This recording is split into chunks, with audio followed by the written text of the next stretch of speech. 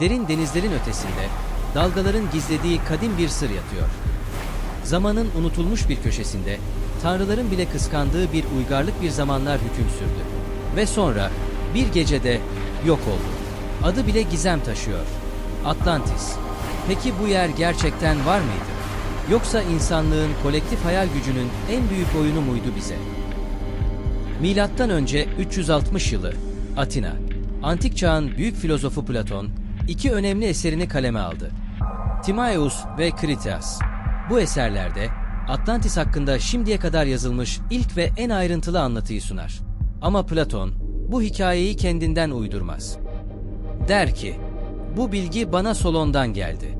Solon'a ise Mısır'daki Sais Tapınağı'nın rahipleri anlattı. Yani Platon'un kaynağı, Atina'dan binlerce kilometre ötede, Nil'in kenarındaki antik bir rahip sınıfıdır. Rahipler Solon'a şöyle der. Siz Yunanlılar çocuk gibisiniz. Çünkü geçmişi bilmezsiniz. 9000 yıl önce büyük bir kıta vardı. Herkül sütunlarının ötesinde. O kıta Atlantis'ti. Ve bir gecede yok oldu. Bu sözler, tarihin belki de en tartışmalı mirasını başlatır. Platon'a göre Atlantis, Poseidon'un oğullarının yönettiği bir uygarlıktı. Tanrı Poseidon, bir ölümlü kadına aşık olur, Kleito, ve onun için ortasında kutsal bir dağ olan bir ada yaratır. Buraya bir saray inşa eder ve oğullarına bu kıtayı miras bırakır. Atlantis'in şehir planı olağanüstüdür. Konsantrik dairelerden oluşan şehirler, su kanalları, köprülerle bağlı halkalar. Ortada Poseidon tapınağının yükseldiği kutsal ada. Altın, gümüş, orichalcum, efsanevi bir maden ile inşa edilmiş yapılar. Bu medeniyet, teknoloji, tarım, mühendislik ve ruhsal öğretilerde zirvedeydi. Ama zamanla yozlaştılar. Açgözlülük, kibir ve fetih arzusu, tanrıların öfkesini çekti. Ve cezaları tam da Platon'un yazdığı gibi geldi.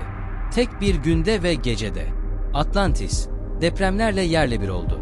Sular her şeyi yuttu ve bir daha asla bulunamadı. Ama Atlantis sadece Yunan mitolojisinde yer almaz. Hindistan Kumarikan'da, Güney Hindistan'da denize gömüldüğü iddia edilen bir süper kıta. Pasifik Lemuria, telepatiyle iletişim kurabilen insanların yaşadığı kıta. Maya uygarlığı Aslan, kuzeyden gelen ve sulara gömülen büyük anavatan. Aborjin efsaneleri, tufanla yok olan eski yeryüzü hikayeleri.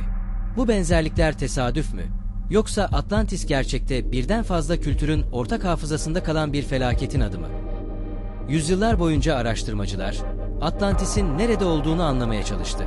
İşte öne çıkan teoriler. Atlantik Okyanusu'nun ortası.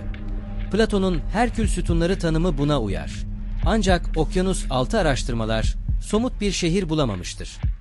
Santorini, Thera ve Minos uygarlığı. Milattan önce 1600'de dev bir patlamayla yok olan bu uygarlık, Platon'un tarifine benzer bir yıkım yaşamıştır.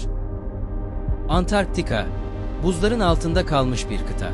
Bazı teorilere göre kutup kayması nedeniyle sular altında kaldı.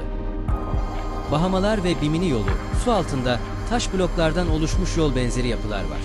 Atlantis'in kalıntıları mı? İspanya açıkları, Donana bataklığı, uydu görüntülerinde dairesel yapılar görüldü. Platon'un tanımına uyan mimari izleri barındırıyor. Ama hala kesinlik yok. Atlantis ya gerçekten kayıp ya da hiç var olmadı. Bazı ezoterik kaynaklara göre Atlantisliler, bizim hala anlayamadığımız bir teknolojiye sahipti. Enerji üreten kristaller, telepati ve ruhsal bağlantılar, yer çekimini denetleyebilen cihazlar, yıldız haritalarına dayalı astronomi. Ezoterik yazar Edgar Cayce, Atlantis'in 3 büyük yıkım yaşadığını, sonuncusunda tamamen yok olduğunu iddia eder. Cayce'ye göre Atlantis'in kalıntıları Bahamaların altındadır ve bir gün tekrar ortaya çıkacaktır. Atlantis artık sadece bir yer değil, bir fikir, bir uyarı, bir mit. Modern kültürde Atlantis fikirlerin efsaneye dönüştüğü nokta. Disney, Atlantis'i ileri teknoloji ve spiritüel bir uygarlık olarak işledi. Hollywood, onu gizli kalmış güçlerin, tanrıların ya da uzaylıların mirası gibi gösterdi. New Age hareketi, Atlantis'i ruhsal uyanışın kaynağı saydı. Bilim kurgu ve oyun dünyası, Atlantis'in hayatta kalan teknolojisini arıyor.